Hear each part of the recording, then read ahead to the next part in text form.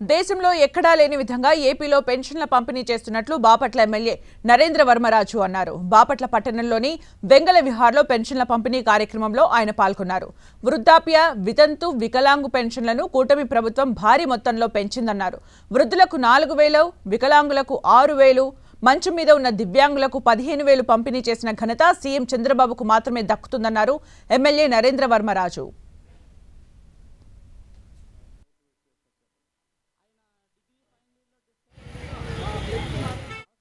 వయసు పైబడిన వాళ్ళకి, దివ్యాంగులకు 6,000, బెడ్డెడ్ అయితే 15,000, కొన్ని రకాల డిసీజులకి 10,000 ఇలా ఇచ్చే ఏ ప్రభుత్వం భారతదేశంలో లేదు. అది ఈ ఎన్డీఏ కూటమి ప్రభుత్వం ఆంధ్రప్రదేశ్లో ఉంది అని మేము గర్వంగా, సంతోషంగా తెలియజేస్తా ఉన్నాం.